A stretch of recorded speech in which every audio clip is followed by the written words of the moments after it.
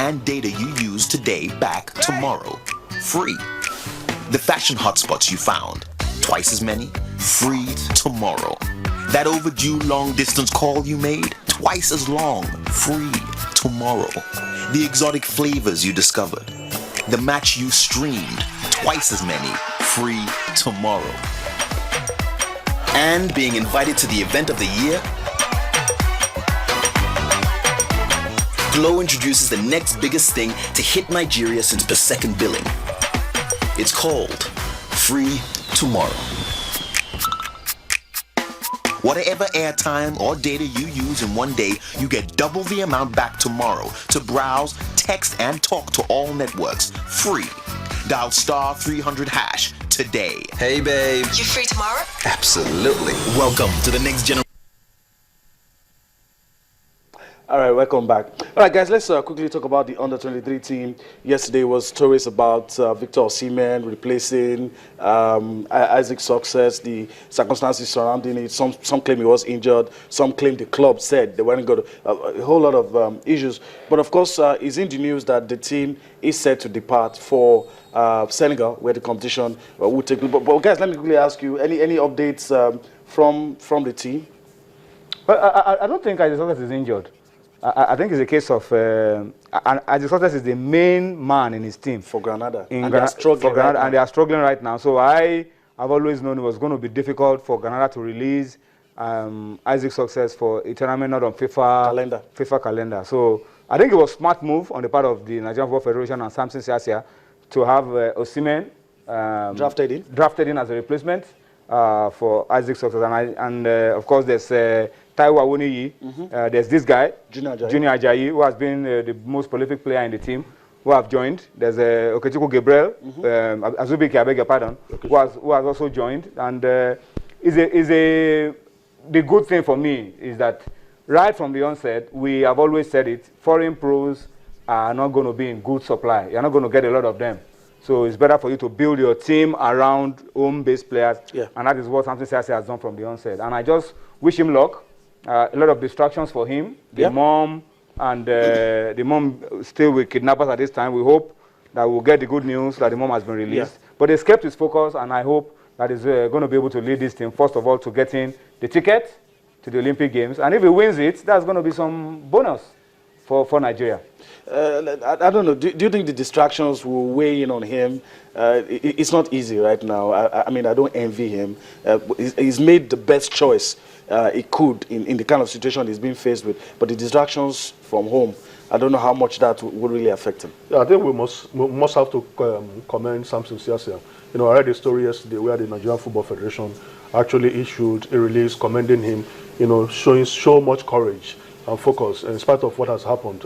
It's not easy. Yeah. You know, your mom is in the custody of some criminals, and you are outside the country, you know, handling a team.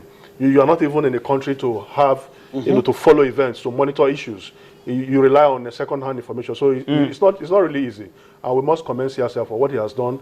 He has managed the situation very well. I knew right from the outset that Isaac's Success will not be able to make it because he plays in mainstream Europe, in Granada, in the La Liga, and they're not going to release, you know, for a tournament that is not on FIFA calendar.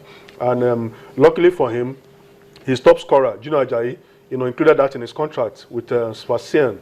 You know, that anytime this tournament is coming up, he's going to be released. And I think Taiwo Awoniyi as well. Taiwo Awoniyi as well. So these guys are young, very prolific, and they've been with the team. You know, so I think that he should make do with that. And Victor Osimhen, just coming from the Under-17 World Cup, still very hot and fresh, should also be able to, you know, gel with the other strikers in the team. So all is set for him. We continue praying for him, and we appeal to the kidnappers to, you know, release his mother unconditionally, so that this young man can, you know, put smiles on our faces. Because if we win this Under-23 tournament, what it means is that we are going to go to Rio Olympics, and, you know, Nigeria's flag is going to be hosted in the football event of the Olympic Games. And some of these kidnappers are also football loving people, so they should also, you know, take that into consideration and allow the mother, you know, go unconditionally. It's not. We all love our mothers. Yeah. And if anything happens to them, sincerely speaking, I'm not sure if I was in Samson's position. I'm not sure I would be able carry on with carry on with I would coaching. have flown back to the country. I mean, I will dump everybody and say, look, this is the #1 priority. But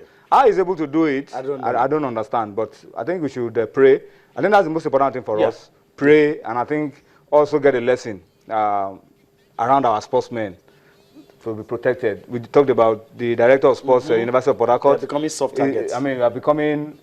I don't know whether these guys are Nigerians at all, because if you are a Nigerian and you know someone like Sisia, you know all our coaches, you know all our key players, they should be the last people on your mind that you will try to go and attack. But who knows? It's just a lesson for us that Nigeria will still need to pray, and all these things will go away from us. It's even puzzling that it has taken this long, but we're appealing once again that to the kidnappers that they should release Sisia's mother, and of course allow him to fully concentrate on the job at hand. It's a service to Nigeria, and like Onyebuchi Nwachukwu has said, success for Sisia means success for all of us as Nigerians, and we hope that when next we come here, we won't be talking about Sisia's mother still in captivity. All right, guys, let's quickly move on. We don't really have much. Let's talk about the Super Eagles and talk about the preparations for the African Nations Championship. And the arrowhead of that preparation definitely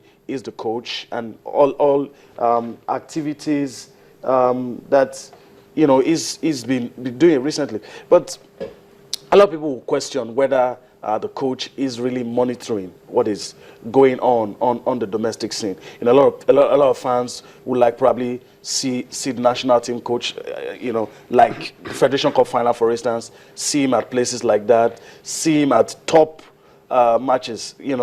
I don't know. Does that really count, or is it enough to just rely on your assistant's recommendation about players? I think since he took over, he has only watched one game that I know.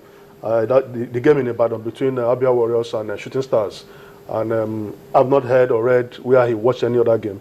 Yes, he has been sick, and he also admitted that he was not 100% fit when the Eagles played Swaziland. So I think perhaps he has gone back to Belgium to complete his treatment. But before this time, he was always in the habit of leaving the country after the Eagles any match they played. So I don't think he's good enough. You see.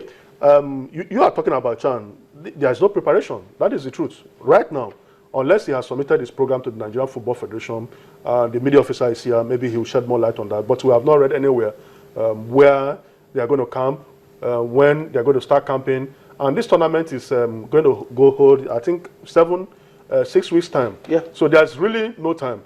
The good thing is that, for me, I think this is the best squad we've managed to assemble in recent times. And they need to play together. They need to play friendly games. They need to imbibe the coach's philosophy. Yes, we played against Burkina Faso, and we were able to scale through. But this is a big tournament. Yeah, I think this is the best local teams in Africa. So we must not take it with levity. Let me try and play the devil's advocate. Some might also argue that you could work from anywhere. I don't know if that. Let me just quickly correct that impression that Onye has created. Let me start by saying that the season is on break. Okay. And the coach and the players have an understanding. There's a bond that exists between the coach and I'm talking about the home-based players now. Okay. The coach has given them an idea of what he wants them to do. This is the off season. We've come out of a very long season, and it is not going to be fair on the players to end the season on Sunday. During the Federation Cup final, and then go straight into camp, because the players are not going to be fresh, and when you are not fresh, you're not going to be creative. So there's need for the players to first, unwind, empty themselves. That's an explanation for this period. For this period, empty yourself of the stress of the season, and then come back fresh. Okay. Because when we get back, it's going to be a long session. We're going to be in camp, preparing, and then we will go into the tournament proper. Okay. So it's going to be like almost 8-9 weeks of activity. So you don't rush intense training, and camp experience, I can tell you, is a different kettle of fish. So I want to correct that impression that there's no preparation. Preparation is going on. The coach already has an idea of the players that he wants to work with. The coach has discussed this program. They've discussed the program. The Nigerian Football Federation are in the picture of what the coach wants to do with the CHAN team. The coach has communicated his instructions to the Federation Technical Committee, and the players themselves are also in touch with the backroom secretary of the team on what